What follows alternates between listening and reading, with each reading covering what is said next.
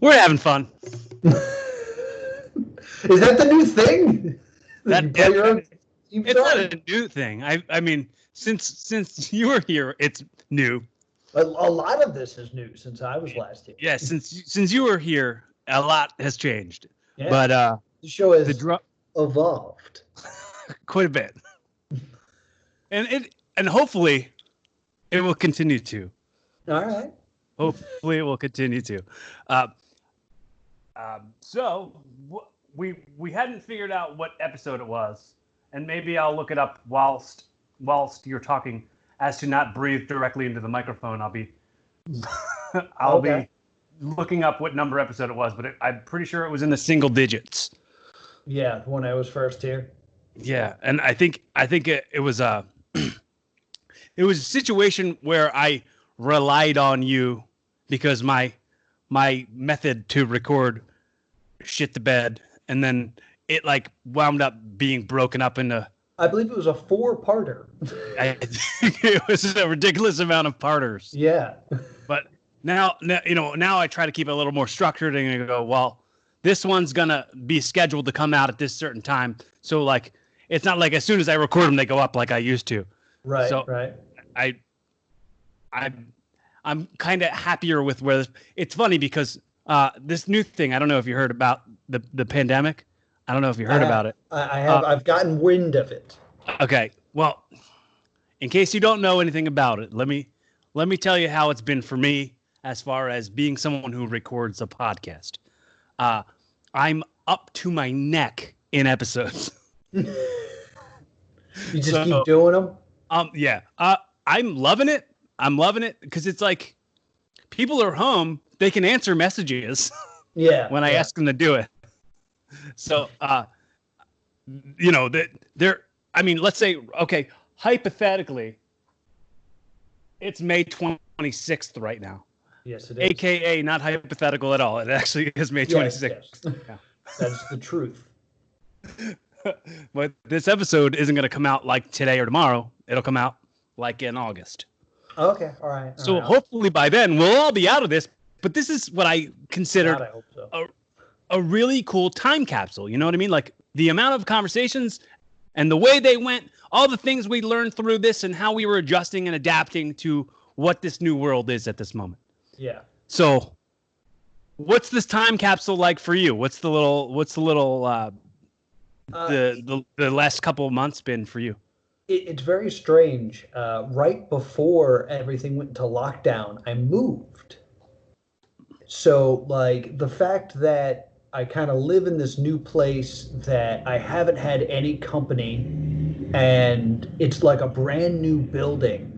So like I don't have like even many neighbors. Yeah. And like we got new furniture and all this other stuff. So I don't have a lot of stuff that nailed this down as home. So for the longest time, me and my wife feel like we're in like a beach house. So you're getting to know your home. Yeah, because like we go for a lot of walks because that's what we can do. Mm-hmm. And she recently was like, we've been here 2 months, right? I was like, geez, have we? Because we haven't like made any memories here. Well, this is a memory. Yeah, we got this going on. I mean, like regularly, it would have been a new house that you went into, and then every day you would have came home to it from a job. And you know what I mean? It would just eventually, it's like you're hitting fast forward on the creating memories in that home because you don't have to leave every day and come back. You're just there. It's more of like, I have like memories, of course, in this place, but like not home memories. Like no, like, oh, we had a housewarming or like nothing about it feels like. Can we throw you a virtual housewarming? I guess we're going to have to. Like, that feeling when you've been out for a long time and you're just like, God, I can't wait to go home. Mm-hmm. I've yet to have that because I've always been here. So it's very strange. Yeah. Well, I mean, since the last time I saw you, of course, I don't know. It hasn't been that long, I don't think. But I mean, you just had an anniversary, right? Recently. I mean, Yeah, well, in November was my 1 year anniversary with my wife. well, that's impressive. I mean, Yeah, you made it through a year of being made a whole married. year. What's the timeline on that? Like, what's the time capsule? What's the lesson learned in that 1 year? And like, is it just like you're in a relationship with somebody you are already in a relationship with now, and now names are changed, and like I that's all that's mean, changed? Is Laura everything? didn't change her name, No. Okay. so Okay. No, I'm saying I was more being like in a general sense. I don't know, but I'm saying like, does nothing else change except for like the taxes and uh, it's very interesting. We were engaged for 2 years, so we spent 2 years planning a wedding. Mhm. So like once the wedding was over, it was kind of like this weird return to normal. So it's Mhm. like now we can just be married. So it was kind of like this weird like release of like we spent 2 years being frantic, and now it's like, all right, now we can just be. Let's Mhm. do that for a while. Right. So that's Have been you nice. have you been creating any content? Both of you have you I either? mean, Laura and I do a show called Stay Doomed, Mm, where I believe today, episode 80 is going to go up. And basically, we watch a show that ran one season or less, mm. and we decide if that show should have continued or if it should just stay doomed. Oh, that's fun. Yeah, Do you it's a do any lot of fun. like?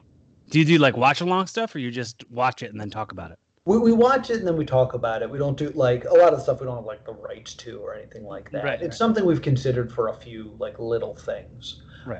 But yeah, so we kind of committed to this very difficult show of like, Right. all right, so before we can record, we have to consume 12 hours of content, which is rough. Our most recent episode that's coming out is on John Mayer Has a TV Show, which is Oh, a show. Yeah, John Mayer had a TV show. It lasted one episode. and it was called John Mayer Has a TV Show.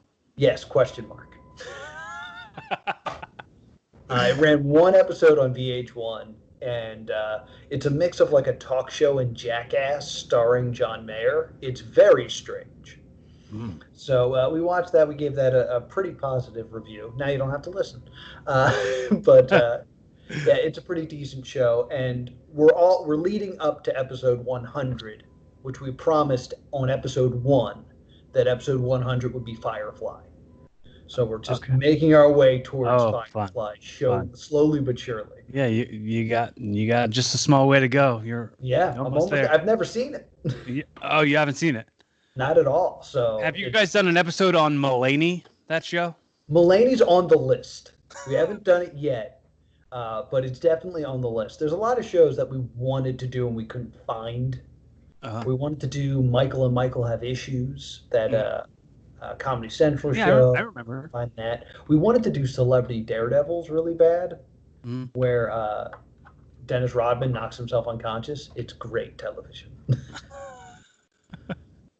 So yeah, we've plowed through a lot, but we got just a couple more to go, and then we can do Firefly.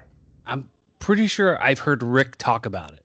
So I know I am a little bit familiar. Has he talked to you about any shows he'd like to see you do? Because I know he also does a podcast pretty similar to that with Oh, his really? friend Karen. Well, not that premise. It's just Right. they watch a thing and then they talk about it. Gotcha. But it's not the same premise. I mean, Gotcha. it's just the watch something and then talk about it. It's called It's Something to Do. That sounds fun. I'll have to give that a listen.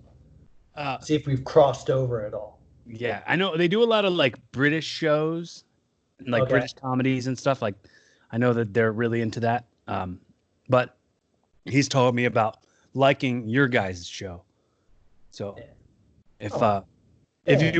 you want to give a little special message to Rick, here is your I will. opportunity. I definitely will. If he Thank you, listens Rick. to the show, Thanks, bud. I know he listens to your show. I don't know if he even listens to my show Yeah, anymore. he's given up on yours. But yeah, I've been doing that. I've gotten into Twitch streaming. That's a new thing that I've been doing. And since the pandemic, since there's no comedy shows, I've been doing Twitch like shows, which they're fun. I It mean, does match getting on stage, but like when you like you always want that like automatic reaction. You know what I mean? oh That yeah, feedback, and it's tough to like speak it into the air and yeah. not have anything come back. Well, my hard fast rule was no stand up comedy. If we're going to do a show, we're not doing stand up because it's just not going to work. So we It's did like a two little, shows we called the Adult Fan Fiction World Championships. okay, yeah, Where I we saw had you people, posting about that. yeah, they wrote erotic fan fiction and read it. And it was very interesting because we've done this show on stage before, Mhm. but doing it online, people can actively chat during a performance. And I was like, oh, this adds a weird layer I was not prepared for. But it was a Do you lot of get fun. decent interaction with that, like as far as like a community tuning in to understand it? Yeah, I mean, like, it was probably one of the biggest streams that we've done. I have a very, very, very, very niche fan base that comes Well, out. I mean, you call it the World Championships. People are going to be like, "What? This is important. There's prestige." Well, it was the first time it was actually a world championship because we had one entry from England. Okay. So we did actually span the globe somewhat. So usually at the world championship, they all come from Jersey. It's like, oh yeah, really, really look the whole world for The this. Jersey World Champion. Yeah, there we go.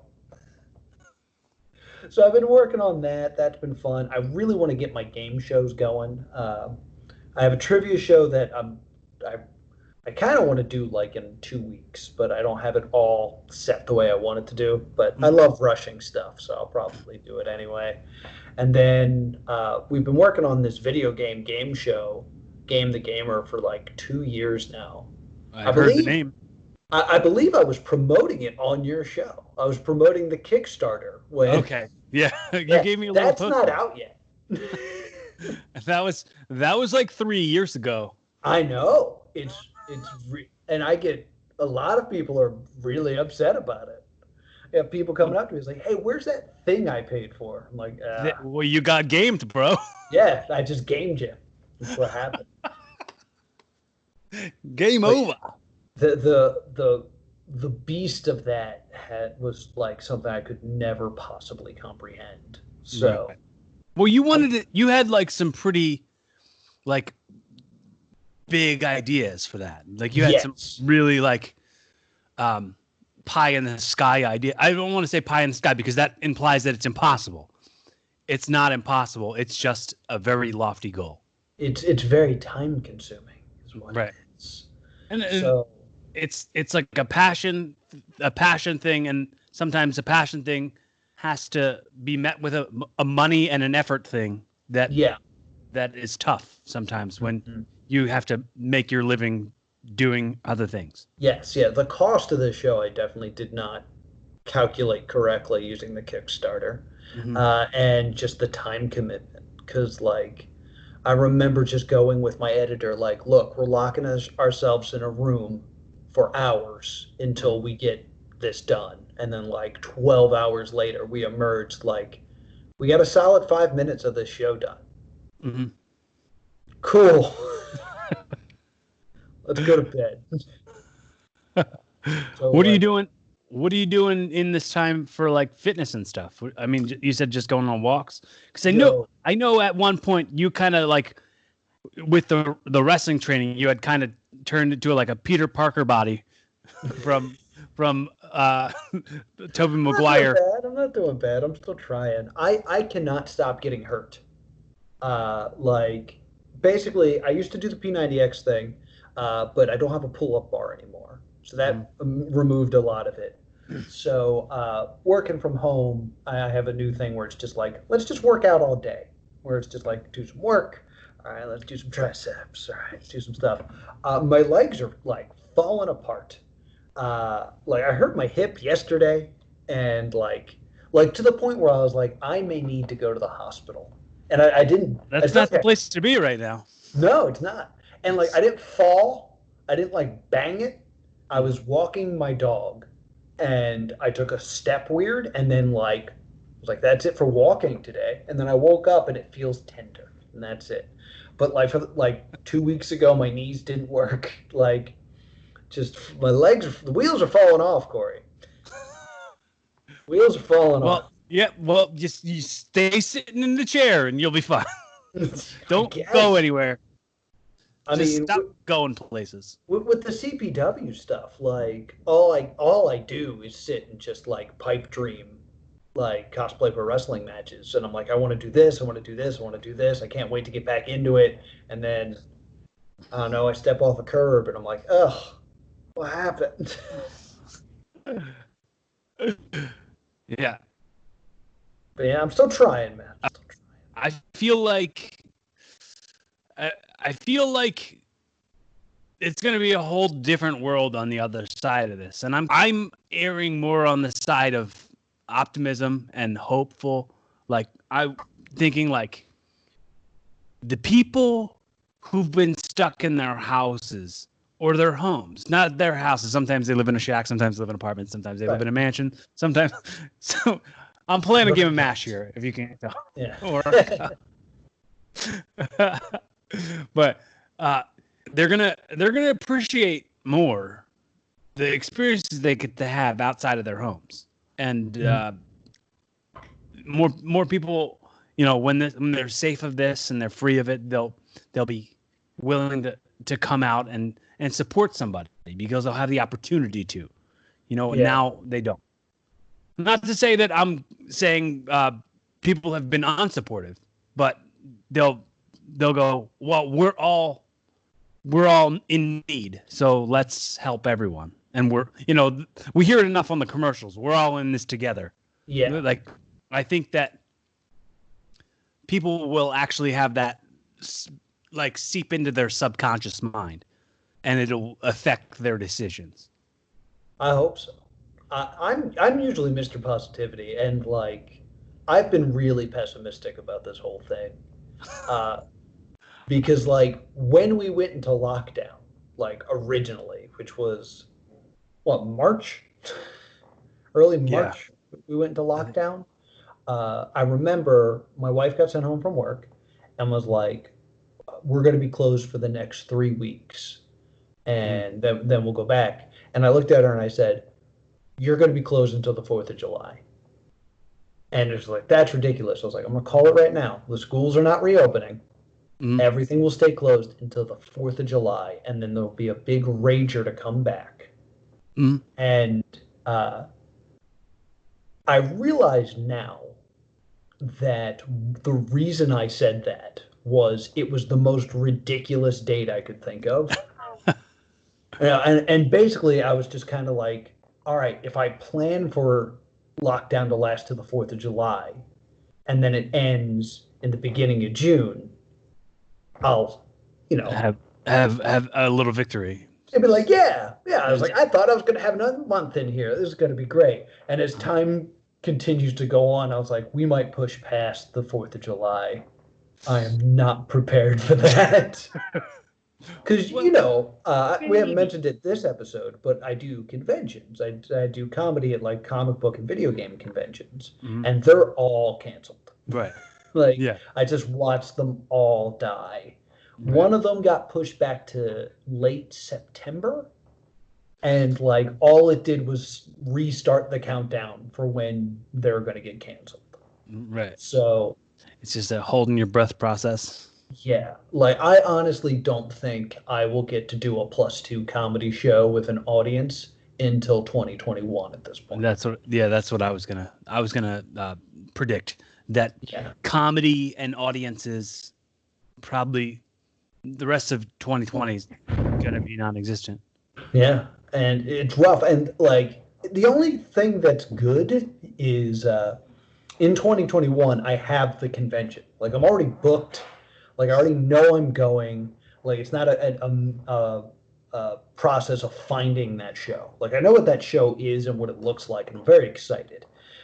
But the show in September, Too Many Games, which we were supposed to be at. Okay. We're supposed to be doing CBW stuff there.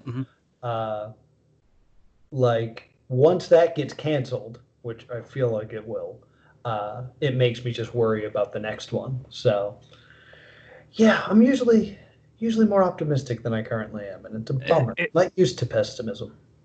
it's weird though, because I'm optimistic, but at the same, when it comes to that kind of stuff, when it comes to like the wrestling part and the conventions and cosplay pro wrestling, I'm very much like, I don't know if I want to do it anymore.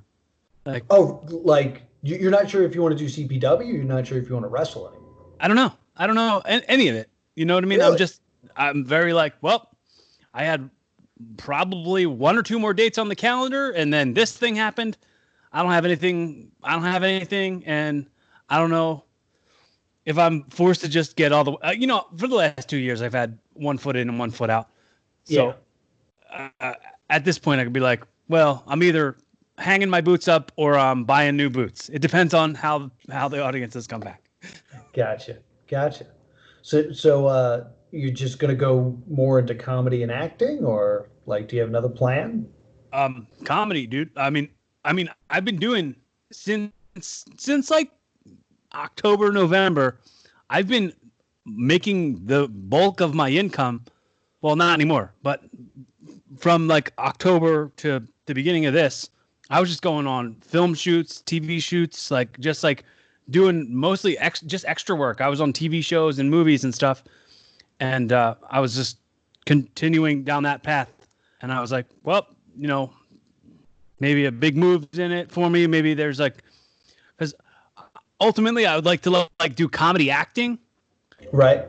but who knows when that's gonna come back?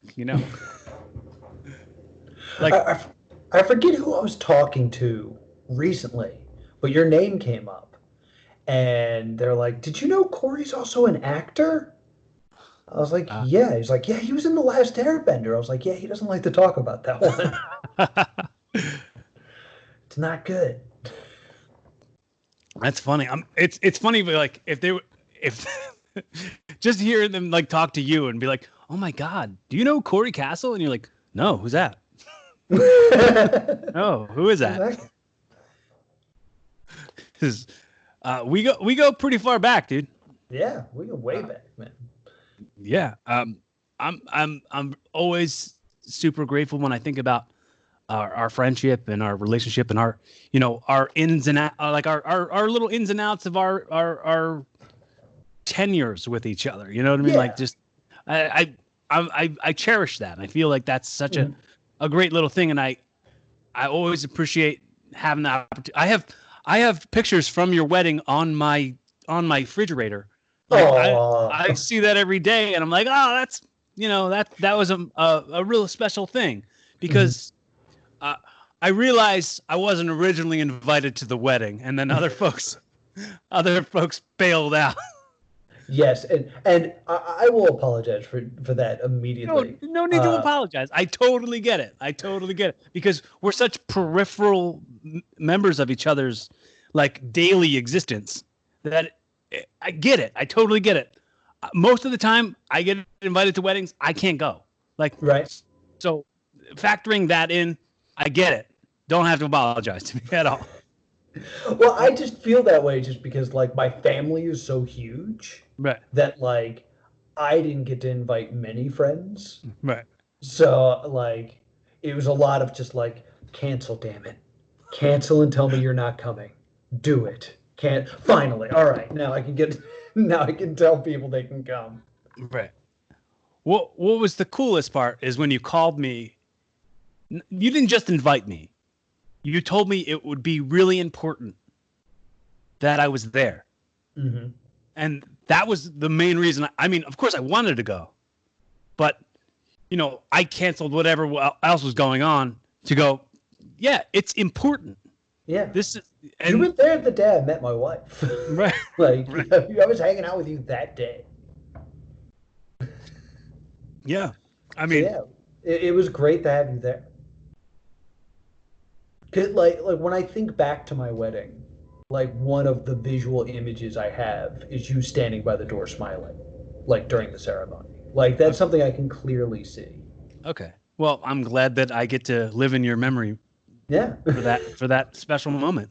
I Absolutely. mean, as much as it sounds like a silly goose thing, like I'm flattered to be a part of your life. Like I think it's really awesome, and I always feel like no matter what my goals are and they're headed upwards, I always know that your goals are also headed upwards. You know what I mean? And no matter like which trajectory we both end up on, I can like look to my side and be like, yeah, There he there's Noah goes. doing this thing. There's Noah doing a thing.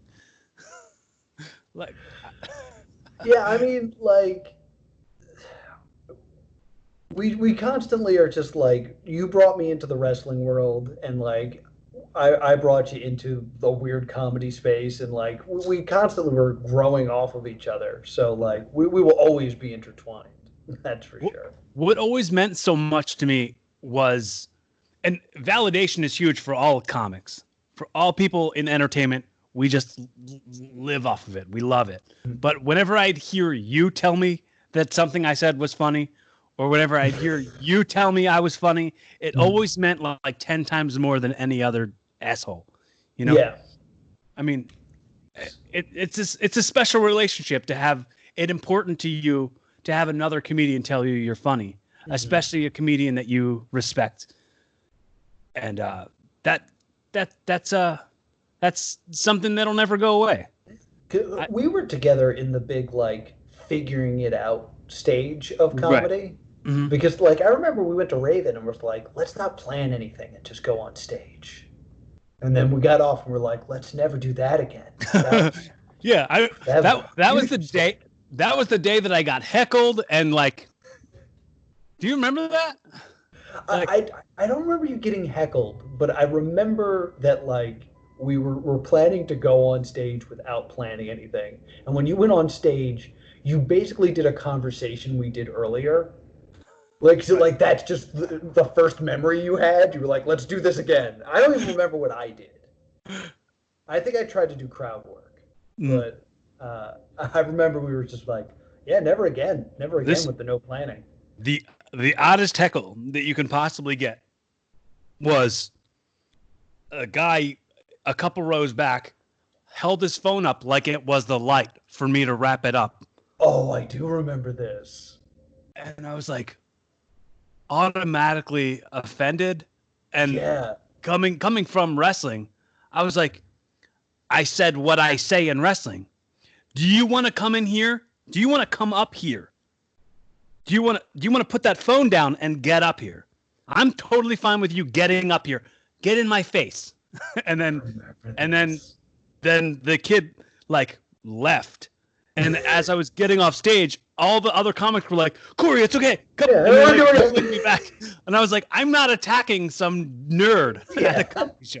It's not happening. Yeah. I'm I was just getting my heat back. I was just being a heel. There's no heels in comedy though. uh, have I ever told you the story of when we did that, where we actually had a heckler and we're like, "Do you want to get up here and do it?" And we let him get on stage and do it. Oh no, I don't. Was that at the high note? No, it was a booked show at I want to say it was at like Champs or it was some bar show that I was doing, and it was horrendous. It was one of the worst shows I've ever been a part of, and it was me. I think Joey Doherty was on the show. Um, it was headlined by I can't think of his name, and I love him to death. He's an older guy, tall, does a John Wayne impression. What the hell? Oh, Roger. Roger. Yes, Roger was headlining, Right. and the show was either put together by Kevin Hurley or Matt Sorrentino, but I know Kevin Hurley was hosting, and he just constant heckles, and to the point where like this other table started to turn on us because the heckler was like winning, Mm-hmm. and it was a bad time. It's like, you want to get up here and do this? You want to get up here and do this? And he's like, kind of. And we're like, whatever. And the first comic goes up. He comes up and talks to the host and is like, yo, I'm actually a comic. I would like to go up if that's cool. I did some stuff at the Laugh House. I'm like, all right, this doesn't seem like a bad idea. He's with people. The So, Laugh House was like 20 years ago. yeah, I mean, this is an older story. Okay. And Go ahead. I'm sorry. Go ahead. Kevin goes back and was like, so in the front row, he says he actually wants to do some time, so we'll let him do some time. So he gets up and he puts the mic stand in front of him and then immediately walks away so you can't hear him. So his set is basically like, let me tell you a little. And then I went to the. So then I was like, and then he comes back and he calls Obama the N-word. Oh, shoot. And the show ends. We're just like, nope, not happening, not happening. And we're like, no, your time's up. Go sit down. Go sit down. And he's all pissed off and he's screaming. He's like, no, go sit down. Your next comic's Noah Houlihan. And I was like, God damn it. You got to follow that. So like I got up there and I was doing a religious bit and it contained the word Jew. Mm. Not in like a slur. I don't even remember what the joke was, but it was just like I was talking about different religions, and I said Jew, and he stands up and screams, "He can say Jew, but I can't." And then he says the N-word. Oh shit! And it's like I remember just looking at him, being like, "Did you just compare the worst slur in the world to a religion?" And he goes, yeah. And I was like, you weren't supposed to take ownership of that. Yeah, just go home, buddy. Just go home. And then this other table now hates everything that's happening. And for 10 minutes, I would do a setup, get heckled, deal with it, and then have to do a new joke. Because like the timing of the punchline is now gone. Right. So I did setups for 10 minutes. I was going to say, how much time did you have? Like, you're just wasting all your time on disposing of a heckler who you're not disposing of. He's coming.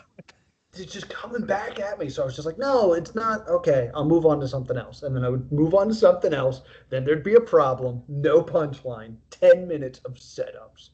Absolute death. Worst time of my life. Might be the worst show I've ever done. We hosted me and my old roommate, we hosted an open mic that was like in a bar in Levittown, like just like little shitty dive bar in Levittown. And somebody showed up like the first week. They watched the entire show and they were like, oh, let me go on last. And then they like talk shit on every other person's jokes and didn't have any jokes for himself. He just was talking shit on everybody's jokes the whole time. And he got off stage. He got off stage and I immediately went up to him and I was like, hey buddy, some of us here are pro wrestlers, and in our business, that's called jumping the barricade, and that gets you fucked up. I was like, maybe next week, come back and write some shit.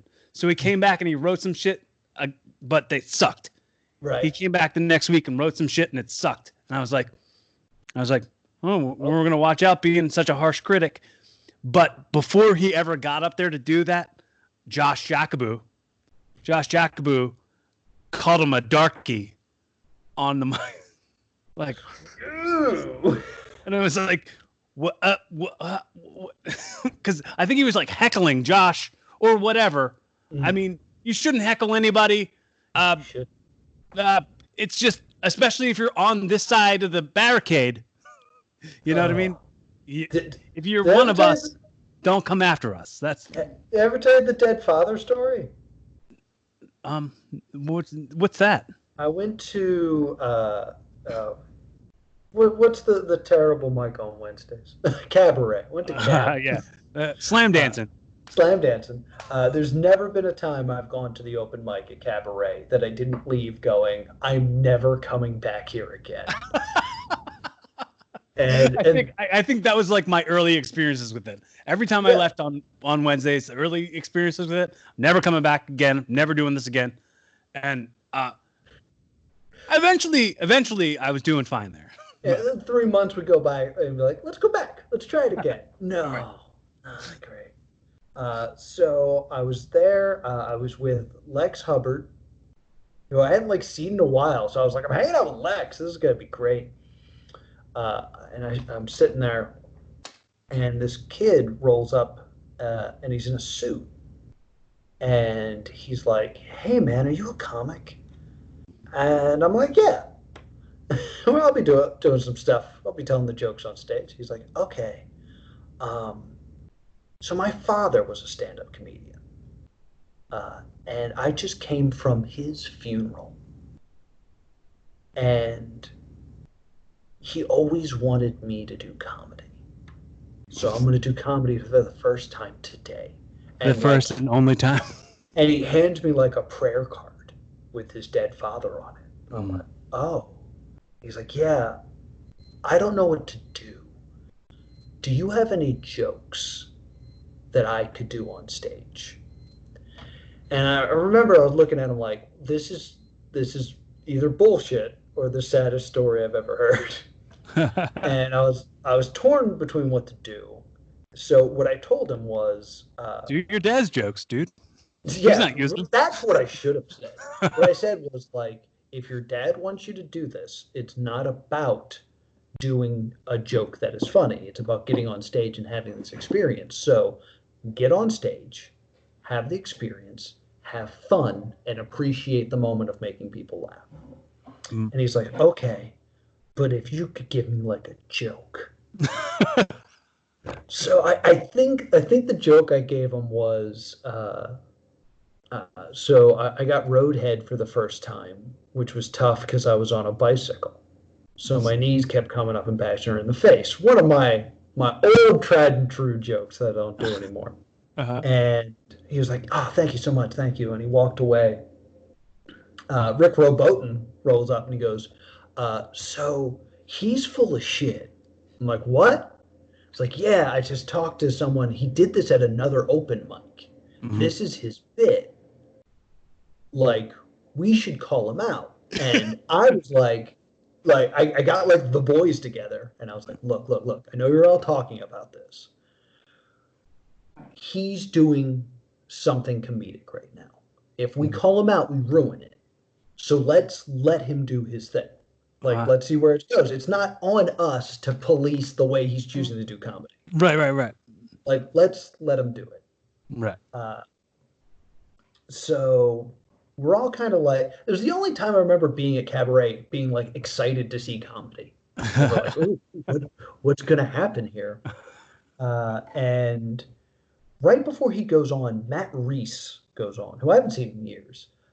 And he was doing this weird, like, hardcore comedian gimmick at the time where he would, like, do a joke and then hit himself with, like, a pie tin, like, or a cookie tray. And he was just doing, like, all this, like, wacky shit. And didn't go great, but he was trying some new shit. It's an open mic. Whatever. Something comedic. Can't get in the way of it. Got to see what happens. See what happens. It's an open mic. We're experimenting. Right. So this kid takes the stage, and his opening joke was, I'll never forget it. I work at a grocery store, and it sucks because I work with a lot of retards. And they're always making fun of me. They're always going up to me going, hey, Mike, you sound like this. Hi, how are you? We all kind of sat there in this like awkward silence of, I get this joke. I don't think it's any of our jokes, though. So we all kind of give each other the side eye, and he grabs the mic and he goes, yeah, that's right. My dad's not dead. I fooled all of you. And we're like, that's not a really good payoff. Not a good payoff. And then he starts going, it's because I'm smarter than you. I'm not up here hitting myself with cookie sheets and doing the shit you guys were doing. So now we all turn on him. And I was just like, Matt Reese starts screaming at him and saying like, how dare you, this is a brotherhood. Mm. And I just sat back and I was so mad because like I defended his right to do this. And what he wanted to do is say, fuck you, I'm better than all of you. I don't Right. respect any of the things you just did. Right. So I was just so pissed. And I was just like, this is not for me. Uh, and I got up to leave and he was like, hey man, and he tried to shake my hand. And I was like, dude, don't do that right now. I just like, I don't I don't care for you. Just leave me alone. He was like, what? It's a learning experience. It was just a joke. And then I just went off on this kid for like 10 minutes about how, like, you don't know anything about respect. And, like, we respected you and you want to give that respect back. You don't know what people have gone through and their damage and you're making fun of it. Just over and over and over, just going off on him. And then I screamed, I am never coming back here again. Which you came back the next week. And got into the car. I believe that was actually the last time I was at Cab. And kind of like forgot about it. A year later, I found him on a podcast making fun of me for screaming at him. And I was just like, ugh, I hate this kid. And then one day he actually showed up at High Note. And like, he apologized to me and I was like, hey, whatever, that's all right. But one of the other High Notes guys legitimately got into comedy when his father died. Right. And he walked right up to him and was like, hey, I've heard a lot of shit about you. Get the fuck out. And we talked. Like, I tried to be the bigger man, but we have to toss you now. Get the fuck out. It was great. So rather than letting him get up there and like watching him bomb. I'm not sure if he performed that day and then we yelled at him. I honestly don't remember because I just immediately just didn't want to engage with him. I was just like, yeah, whatever, dude. Don't I remember actually saying to him, like, hey man, I'm not gonna scream at you again. But don't do that bit here. And he's like, I'm not. And I'm like, okay. I'm watching you, dude. But like the fact that someone else who had heard the story and it still impacted him to the point where it was like, I will kill this kid if I ever see him, even though I wasn't there. And then I got to watch them cross paths. So I was like, justice was served. Did he call you out on a podcast like that people care about, or was it just like? Was it like? It was John Kensel and Darren DeMarco. Yeah. Not Darren DeMarco. Darren Martinez. Yeah, I was on that show. Yeah, it was that show. Yeah. Okay. I mean, do people listen to that show? I don't think so. I don't know. It's an interesting story that happened in my life. What? Yeah, there's a good. I saw Joe DeRosa at Punchline, like right as his. It was like maybe 6 months to a year after his Comedy Central special had came out, and he's like, people come up to me and they go, "Hey, what's it like having a special air on Comedy Central?" And he's like, "You ever want to work for 8 new followers the hard way?" Ooh. That's how I felt about when that article came out in PWI magazine, and I was like, "Oh man, my stuff's gonna blow up now. I'm gonna get so many new followers." Nothing. Yeah.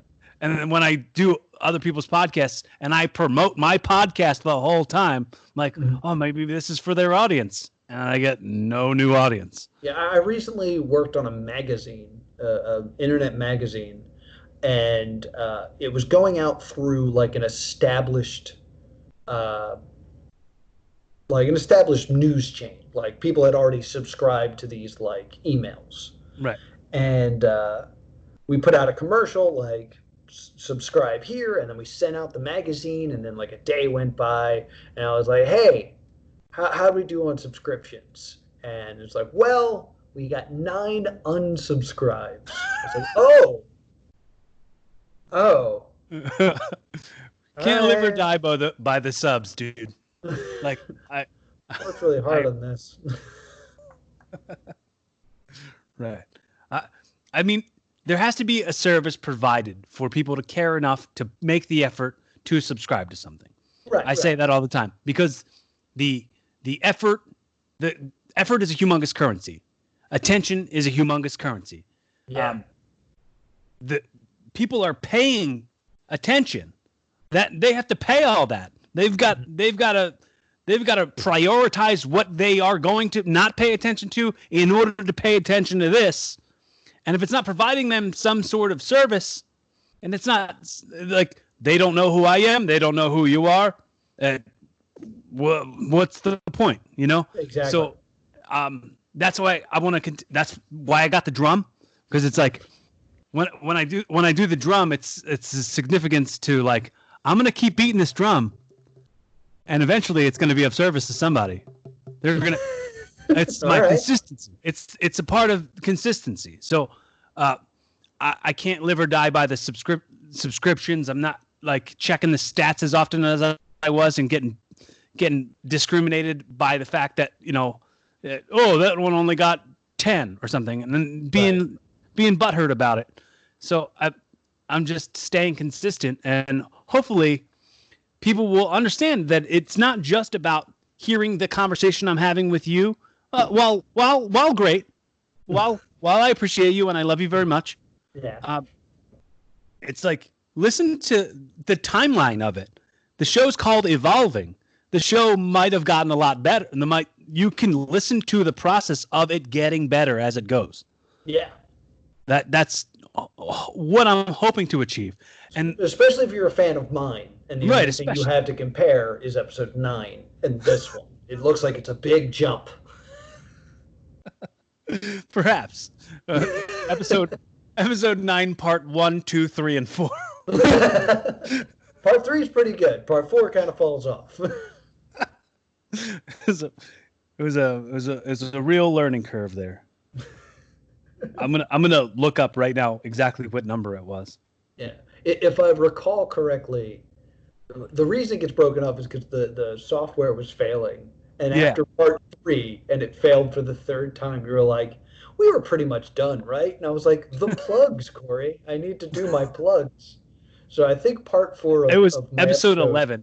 Episode 11. Part 4 of that is basically us just coming back so I can be like, hey, at +2 Comedy on Twitter, give me money on Kickstarter. Oh, no. The funniest part is that it's not 4 parts. It's part 1, part 2, part 2.5, just for the plugs. It is just for the plugs. So we gotta get these in there. The audiences can find me. I have the resources now to go back and change them into 1 episode. No, but I feel like I gotta just keep it the way it is. Yeah. Keep it the original. You're not people hate retroactively evolving. Right. Yeah. There's no retroactive evolving. Yeah, you can't do that. But yeah, man, I feel like a part of my evolving in being a creative had a lot to do with you, and I really appreciate that. And I think I told you on episode 11 that the reason I wanted you on the show was so that I could say that to you on the record. Mm-hmm. And at this point on the record, I'd like to say how much I still appreciate like being able to see you to my side and know that you're on my team. Yes, absolutely. You are still one of those guys that like, I know that I can call at any time. Right. Like, no matter how much time goes between the last time we spoken, like, it's like, fuck, I need a dude. Corey, what's up? Like, and so I've always appreciated that your drive and you're just like want to do stuff, and appreciate you, bud. Oh, thanks, man. I appreciate you, bud. I'm so happy to hear it. Like I said, coming from you, like compliments and validation mean more for some reason. I have no idea why. It would just when they come from you, it means so much more. Come from on high. From high note humor. Yes, high note humor. You know what I might have just dissected it. Yeah. Because for a long time I felt mentally and like intelligence wise, I was so far below so many. I always felt that way a lot in my life. I always felt like I was not a very smart or intelligent person. And you came along and you were like, dude, you're funny. You're smart. Let's do this. And like kind of like propped me up where I wasn't ready. And coming from somebody who I know is smart and intelligent, that probably would have been the reason. I mean, I don't know about the reason. I don't like to say anything is the reason, but I don't say it's a reason that I gravitated so quickly towards you. And I think wrestling was probably what made you come towards me. Because when you came up to me the first time at Heel Him and you were like, hey, you're a wrestler, right? Yeah, I mean, I saw you on Craigslist. That's how it all started. Yeah, because we were trying to do comedy sketches and we needed some people to be in our comedy sketches. Yeah, and I did one. Yeah. I got murdered by a box of cigarettes. That's a you. Man, because of me, murdered by a box of cigarettes. It's still one of the funnest little ad libs in one of our sketches when you were looking through the fridge and you're like soda, purple stuff, Sunny D. All right, sweet. No. Yeah, I just did the Sunny D commercial for no reason. Yeah, like you were always like just a creative mind of just like something that I would later do with my comedy group, a +2 comedy of like, this is kind of fun and silly. Let's do it. And that's why like one day you, me, and Rich went and filmed They Live Dr. Pepper commercial for like 3 hours. Yeah, dude, we just recently talked about doing that again, like doing an updated version, like and completing it, because we did a watch along for Wrestle Rock of They Live. We watched the movie and put it like live on YouTube, and it's on the podcast now. It's one of the podcast episodes is an actual watch along for They Live. So it's a double length episode. We usually just do an hour, but we did the whole movie in there. They Live. I just saw that for the first time a few months ago. God, that is a great film. Really? Did it like blow your mind? Like I knew enough through osmosis. Okay, yeah, through it being part of the zeitgeist in the wrestling world and the comedy world. I don't know if the comedy world is talking about it. Not as much, no. But the entertainment world, for sure. Yeah, when it's like chew bubblegum and kick ass, like all the most famous parts you've heard of. I can't believe that you helped us. Now, I probably knew at the time, but I forget now that you hadn't watched the movie while helping us film the fight scene. I knew the cripple fight from South Park, so I'm just like, oh, we're doing that. Okay. So there you go, comedy. So comedy world was talking. So the comedy world was talking about They Live and South Park. Yeah, it's a common parody.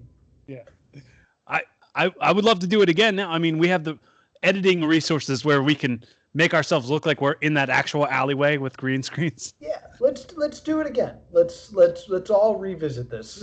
Yes. Well, I wanted to get shot for shot because the joke is the best part because the joke at the end is the best part. Yeah, we're not gonna spoil it. You're not gonna spoil it. You're gonna have to watch. You're gonna have to watch the They Live fight scene spoof to understand what the good joke is. We're not going to tell you where to find it either. Good luck. We're not going to tell you how to find it. It doesn't exist anywhere. It's not on anything. Did you not put it on YouTube? No, because we didn't finish it. We never finished it. We still had stuff left to do. And then we tried to redo it with my friend Sean. He tried helping us with it, and then we didn't finish that one either. And like we couldn't find like a good place to film it, and like that was the issue. And now it's like we could just do it in my garage. Yeah, technology is wonderful. Yeah, right. But what I want to say now, I just add 2 more things, and then I'll roll on. Rapid. The timekeeper will hold up the pen. Yeah. Signifying it's time to take it home. Hold the phone up, heckling me. But so right now, of course, I talked about it before.